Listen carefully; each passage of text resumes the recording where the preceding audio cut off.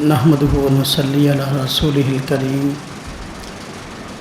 اما بعد فاعوذ بالله من الشيطان الرجيم بسم الله الرحمن الرحيم والذين اوتوا العلم درجات قال النبي صلى الله عليه وسلم من خرج في طلب العلم فهو في سبيل الله۔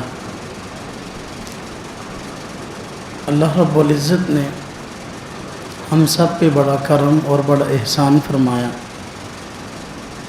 کہ اس نے علم دین کے سیکھنے کے لیے، اس کی سمجھ کے لیے ہم سب کو یہاں جمع فرمایا ہے۔ یہ اللہ رب العزت کا بڑا کرم اور بڑا احسان ہے۔ اس دنیا میں سب سے زیادہ معزز افراد انبیاء علیہم السلام اور رسل کی جماعت ہے۔ ظاہر بات ہے، ہم سب جانتے ہیں کہ انبیاء اور رسل اللہ رب العزت کا انتخاب ہوتے ہیں، اور بلا شبہ علماء انبیاء علیہم السلام کے وارث ہیں۔ جب انبیاء اور رسل اللہ کا انتخاب ہیں تو ان کے جو وارث ہیں یہ بھی اللہ کا انتخاب ہے۔ اس پہ ہمیں شکر ادا کرنا چاہیے کہ اللہ رب العزت نے لاکھوں لوگوں میں سے انتخاب کر کے ہمیں علم دین کی سمجھ بوجھ حاصل کرنے کے لیے یہاں بھیج دیا ہے۔ جو آدمی علم دین کی سمجھ حاصل کرنے کے لیے گھر سے نکلتا ہے اس کو ہمارے یہاں طالب علم کہتے ہیں۔ طالب علم وہ ہوتا ہے جس کے ذہن میں ہر وقت علم کی تلاش ہو، جس کے ذہن میں ہر وقت کسی نہ کسی مسئلہ کے حل کے لیے طلب موجود ہو۔ طالب علم وہ ہوتا ہے جو اپنی معلومات کو دن بدن بڑھانے کی کوشش کرے۔ طالب علم وہ نہیں ہوتا جو سونے کی تلاش میں ہو، جو کھانے کی تلاش میں ہو، جو اچھی آسائش اور راحتوں کی تلاش میں ہو، اسے طالب علم نہیں کہتے۔ طالب علم کہتے ہی اس کو ہیں جس کی 24 گھنٹے کی صلاحیتیں علم کے حاصل کرنے میں خرچ ہو رہی ہیں۔ اللہ رب العزت نے بڑا کرم فرمایا، یہ طالب علم کی نسبت ہمیں عطا فرمائی ہے۔ ایک ہے علم کا سیکھنا، دوسرا ہے علم کا سکھانا۔ رب تعالیٰ کی ذات کو علم کا سیکھنا سکھانے سے زیادہ پسند ہے۔ اس لیے حضرت نبی پاک صلی اللہ علیہ وسلم نے فرمایا خیرکم من تعلم القرآن وعلمہ۔ قرآن کو سیکھنے کی بات پہلے کی ہے اور سکھانے کی بات بعد میں کی ہے، اور ظاہر بات ہے سکھا وہی سکتا ہے جو خود پہلے سیکھے۔ اللہ رب العزت نے ہم پہ احسان فرمایا کہ یہ علم کے حاصل کرنے والی عظیم نسبت ہمیں عطا فرمائی ہے۔ ہمیں چاہیے کہ ہم اس نسبت کی لاج رکھتے ہوئے یہاں اپنے وقت کو گزاریں۔ جو شخص علم حاصل کرنے کے لیے گھر سے نکلا وہ اللہ کے راستے میں ہے، جیسا کہ حضرت نبی پاک صلی اللہ علیہ وسلم نے ارشاد فرمایا من خرج فی طلب العلم فہو فی سبیل اللہ۔ جو آدمی علم حاصل کرنے کے لیے گھر سے نکلا وہ اللہ کے راستے میں ہے، وہ اللہ کا مہمان ہے۔ اللہ کے مہمان کا کیا اعزاز ہے یہ ہر آدمی نہیں سمجھ سکتا۔ آج پوری دنیا کے اندر جو ایک فضا ہموار کی جا رہی ہے وہ دینداروں کے خلاف ہے، علماء کے خلاف ہے، طالب علموں کے خلاف ہے، لیکن اللہ رب العزت نے جو علماء کا علم حاصل کرنے والوں کا مقام رکھا ہے کائنات میں کسی کا وہ مقام اور مرتبہ نہیں ہے۔ اس لیے فرمایا گیا خیرکم من تعلم القرآن وعلمہ۔ سب سے افضل لوگ وہ ہیں جو علم کو، قرآن کو سکھاتے ہیں اور سیکھتے ہیں۔ اب دیکھیں اللہ پاک نے ہم سب پہ کرم کیا علم دین کے لیے ہمیں قبول فرمایا۔ ہم اللہ کے مہمان ہیں۔ جو بھی طالب علم دین حاصل کرنے کے لیے یہاں آ گیا، یہ اللہ کا مہمان ہے۔ اس اللہ کے مہمان کا اکرام ہم سب پر واجب ہے۔ یہاں رہ کر جہاں اور بہت سارے کام کرنے کے ہیں، ایک کام کرنے کا یہ ہے، یہاں ہم اس طرح زندگی گزاریں، اپنا وقت اس طرح خرچ کریں کہ ہماری وجہ سے کسی اللہ کے مہمان کو تکلیف نہ ہو۔ جس طرح کسی ایسے شخص کو جو علم دین کی طرف رغبت نہیں رکھتا، علم دین پر لانا، اس کو مدرسے میں لے آنا، یہ بہت بڑی نیکی ہے۔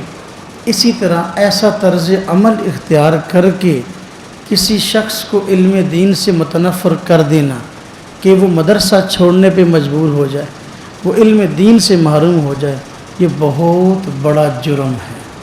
ہم یہاں رہ کر ہر ایسا کام کریں کہ دوسروں کی راحت کا سامان بنے، کسی دوسرے کو تکلیف نہ ہو۔ ہر آدمی یہ سمجھے کہ بھائی یہ آدمی، یہ طالب علم، یہ میرا کلاس میں پڑھنے والا، یہ مدرسے میں پڑھنے والا ساتھی، یہ مجھ سے کہیں زیادہ افضل ہے اور مجھ سے کہیں زیادہ مقام اللہ کے ہاں اس کا ہے۔ اس کا اعزاز اور اکرام کرے، اس کو کسی طرح سے تکلیف نہ دے۔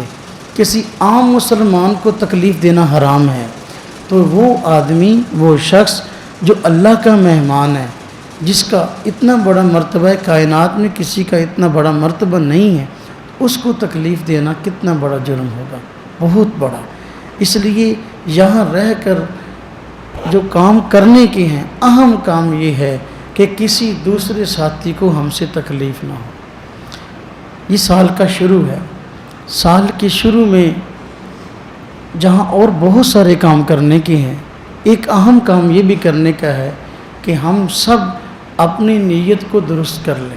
حضرت نبی پاک صلی اللہ علیہ وسلم نے ارشاد فرمایا، انما الاعمال بالنیات، اعمال کا دار و مدار نیتوں پر ہے۔ جیسی نیت ہوتی ہے ایسے انسان کی شخصیت پر اور نتائج پر اثرات مرتب ہوتے ہیں۔ اگر ہماری نیت کسی سند کو حاصل کرنے کی ہے، کسی ڈگری کو لینے کی ہے، کسی منصب کو حاصل کرنے کی ہے، تو شاید وہ مل جائے، لیکن رب تعالیٰ کی رضا کی اگر نیت نہیں ہے وہ نہیں مل سکتی۔ علم دین کو حاصل اس لیے کرنا چاہیے کہ اللہ کی رضا حاصل ہو جائے، اور ان معلومات کو معمولات میں تبدیل کر لیں۔ جو معلومات ہمارے پاس دین کی موجود ہیں، ہم اس پر عمل کرنے والے بن جائیں۔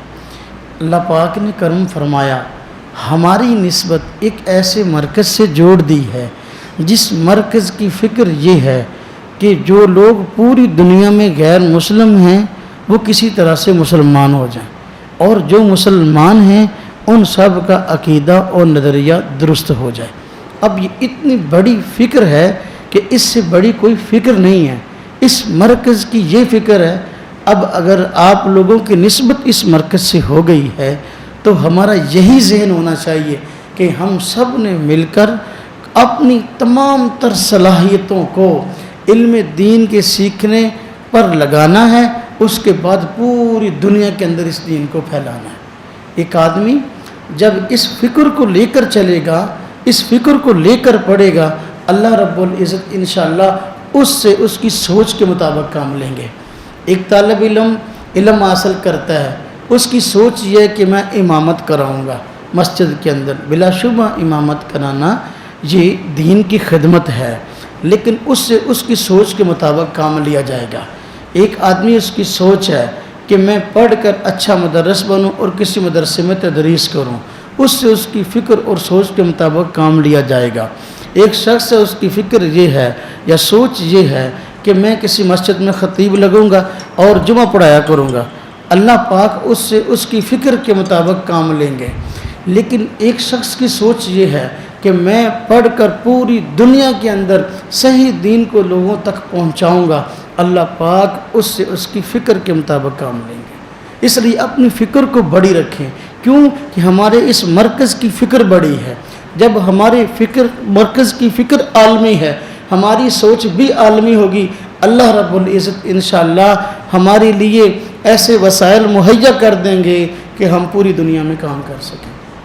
اللہ پاک تو بندے کے دلوں اور ارادوں کو دیکھتے ہیں نا جی۔ پہلی امتوں میں ایک شخص گزر رہا تھا ایک راستے سے، پہاڑی علاقہ تھا۔ اس نے دیکھا ایک بہت بڑا پہاڑ ہے، بہت بڑے پہاڑ کو حسرت کی نگاہ سے دیکھا اور دل میں اس خواہش کا اظہار کیا، کاش کہ یہ پہاڑ سونے کا ہوتا اور میں اس پہاڑ کا مالک ہوتا، تو میں اس پہاڑ کو سونے کا ہونے کی صورت میں پورے جو مسلمان میرے ارد گرد غریب نادار مستحق ہیں سارے پہاڑ کو صدقہ کر دیتا، ان میں تقسیم کر دیتا۔ اللہ رب العزت کو اس شخص کی یہ سوچ اور فکر اور یہ چاہت اور تڑپ بڑی پسند آئی۔ وقت کے پیغمبر کو وحی بھیجی کہ فلاں جگہ پر میرا ایک بندہ موجود ہے، اس کی یہ سوچ اور فکر ہے، اس کو جا کر بتا دو کہ تم نے یہ جو فکر پیدا کی، تمہاری یہ جو سوچ ہے، اللہ رب العزت نے تمہاری فکر اور تڑپ اور سوچ کے مطابق یہ اجر تمہارے نامہ اعمال میں لکھ دیا ہے۔ حالانکہ وہ پہاڑ سونے کا بنا نہیں، اس کا وہ مالک بنا نہیں، اس نے اس کو تقسیم کیا نہیں، لیکن اس کو اس کا اجر مل گیا۔ اگر ہمارا ارادہ یہ ہے کہ ہم نے پوری دنیا میں کام کرنا ہے، پوری امت مسلمہ کے عقائد اور نظریات کو درست کرنا ہے، جو غیر مسلم ہیں ان کو مسلمان بنانا ہے، اور اس کے لیے جہاں تک جانا پڑے جانا ہے، ہماری فکر اگر سوچ یہ ہے، اگر چلے گئے تب بھی کامیاب ہیں، اگر نہ جا سکے پوری دنیا میں تب بھی کامیاب ہیں۔ اللہ پاک ہماری فکر ہماری سوچ کے مطابق ہمیں اجر عطا فرما دیں گے۔ اگر ایک آدمی ایک چھوٹے سے دیہات میں کام کرتا ہے تو فکر اس کی عالمی ہے، اللہ پاک تو اس کی طلب کو دیکھتے ہیں نا، جتنا وہ اپنے آپ کو تیار کر لے گا اللہ رب العزت انشاءاللہ اس کے ذہن کے مطابق جو ہے اس کو اجر عطا فرما دیں گے۔ تو یہ سال کا شروع ہے، اس میں نیت کی ضرورت ہے کہ ہم اپنی نیت کو، اپنے ارادے کو، اپنی سوچ کو، اپنی فکر کو درست کر لیں کہ اللہ پہلے ہم نے اپنے آپ کو تیار کرنا ہے اس کام کے لیے، پھر ہم نے تیار ہو کر پوری دنیا میں کام کرنا ہے۔ تیاری کے لیے جہاں اور بہت سارے مراحل ہوتے ہیں، صرف ان علم کے حروف و نقوش کو یاد کر لینا کافی نہیں ہے، بلکہ اس پر عمل بھی ضروری ہے۔ اور عمل کے میدان میں جہاں اور بہت سارے اقدامات مؤثر ثابت ہوتے ہیں، وہاں ایک بہت بڑا اقدام جو آج مؤثر ثابت ہے وہ یہ کہ آدمی کا کسی نہ کسی اللہ والے سے تعلق ہو، کسی خانقاہ سے تعلق ہو۔ اگر علم موجود ہے، خانقاہ سے تعلق ہے، اللہ والوں سے تعلق ہے، اس سے عمل کا جذبہ پیدا ہوگا۔ وہ عالم دین جو صرف علم جانتا ہے، اس کا عمل نہیں ہے، اس کی محنت آگے نہیں چلتی یا زیادہ دیر تک نہیں چلتی۔ وہ عالم دین جس کو اللہ پاک نے علم بھی وافر دیا ہے اور عمل بھی اللہ پاک نے اس کو اس کا جذبہ بھی وافر دیا ہے، اس کی محنت کے اثرات پھر دنیا میں پھیلتے ہیں۔ یہاں پر الحمدللہ ہمارے مرکز میں جہاں علم کا سامان بھرپور موجود ہے، وہاں عمل کے لیے الحمدللہ خانقاہ بھی موجود ہے۔ آپ یہ نیت کریں، ہم نے یہاں رہ کر علم بھی پڑھنا ہے اور ساتھ اپنی اصلاح بھی کروانی ہے۔ پوری دنیا کی اصلاح وہ کر سکتا ہے جو پہلے اپنی اصلاح کرائے۔ جو اپنی اصلاح کرانے کے لیے تیار نہیں ہے، وہ کسی دوسرے کی کیسے کر سکتا ہے؟ آج ہمارے یہاں عام طور پر دوسروں کی اصلاح کے لیے فکر کی جاتی ہے، اس کی آواز لگائی جاتی ہے، لیکن وہ فکر جو ہے وہ مؤثر ثابت نہیں ہوتی۔ اس کی وجہ یہ کہ خود اپنی اصلاح نہیں کرائی ہوتی۔ آج اپنی اصلاح کی فکر لوگوں کو کم ہے، دوسروں کی اصلاح کی فکر زیادہ ہے۔ پہلے اپنی اصلاح کی فکر کرنی چاہیے، اس کے بعد دوسروں کی فکر کرنی چاہیے۔ یہاں اللہ پاک نے موقع دیا، یہاں علم بھی الحمدللہ حاصل کرنے کے مواقع ہیں، اصلاح کے مواقع بھی ہیں۔ الحمدللہ ہر روز مجلس ذکر ہوتی ہے، اصلاح کا سلسلہ موجود ہے۔ آپ یہاں دونوں کام کریں کہ بھئی اپنی اصلاح بھی کرائیں اور اس علم کو بھی حاصل کریں۔ انشاءاللہ تعالی یہ سوچ لے کر اگر آپ یہ اپنی اصلاح کرائیں گے اور علم کو حاصل کریں گے کہ بھئی پوری دنیا میں ہم نے کام کرنا ہے، اللہ رب العزت انشاءاللہ اس کے لیے ہمیں اسباب ضرور فراہم کر دیں گے۔ اللہ پاک عمل کی توفیق عطا فرمائے۔ وآخر دعوانا الحمدللہ۔